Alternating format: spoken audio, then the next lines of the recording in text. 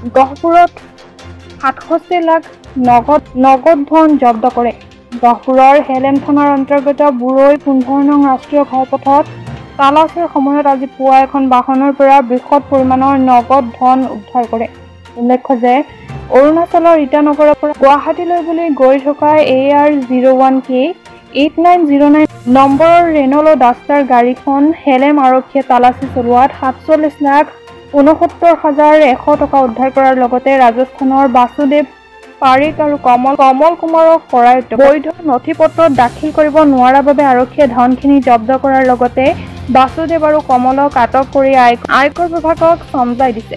কিহৰ বাবে এনেদৰে নগদ ধন সৰবৰাহ কৰিছিল ইয়াকে আৰক্ষীয়ে তদন্ত আৰম্ভ কৰিছে। আজি ৰাতিপুৱা নৰ্মেল ৰুটিন নাকা চেকিং কৰি থাকোঁতে আমি এটা গাড়ী ইণ্টাৰচেপ্ট কৰিলোঁ, ৰেনল্ড ডাষ্টাৰ। তাৰপিছত আমি চেক কৰোঁতে আমি দেখা পালোঁ তাতে কলা টোপোলাত পইচা আছে। আমি সুধোঁতে তেখেতে ভালকৈ আমাক উত্তৰ দিব পৰা নাই কাৰণে আমি লগে লগে তেখেতসকলক গাড়ীসহ থানালৈকে লৈ আহিলোঁ। থানাত আনি পেলাই আমি তাৰপিছত চিনিয়ৰক জনালোঁ। তাৰপিছত একৰ্ডিংলি আমি এডুকেটিভ মেজিষ্ট্ৰেট তেখেতে আহিছে, CDSP গহপুৰ আহিছে, ময়ো আহিলোঁ চাৰিআলিৰ পৰা। তাৰপিছত আমি ইয়াতে চেক কৰিলোঁ।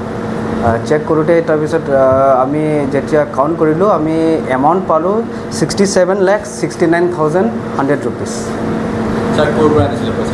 তেখেতে এতিয়া প্ৰিলিমিনাৰী এনকুৱাৰী কোৱা মতে তেখেতসকলে অৰুণাচল প্ৰদেশ ইটানগৰৰ পৰা আহিছে বুলি কৈছে, গুৱাহাটীলৈ গৈ আছে। এতিয়া আপোনাক মই কৈ দিব নোৱাৰিম বস্তুটো, এনেকুৱা ইনভেষ্টিগেশ্যন চলিবতো সেইকাৰণে। একৰ্ডিংলি আমি ইয়াক ইনকাম টেক্সকো আমি জনালোঁ, তেখেতসকলে ইয়াত আহি আছে, তেখেতসকলে কনফাৰ্ম কৰিব যে এইটো বস্তুটো ক'ৰ পৰা আহিছে আহে নে তেখেতসকলে চাব। আমি এতিয়া একো ক'ব নোৱাৰিম কেতিয়া।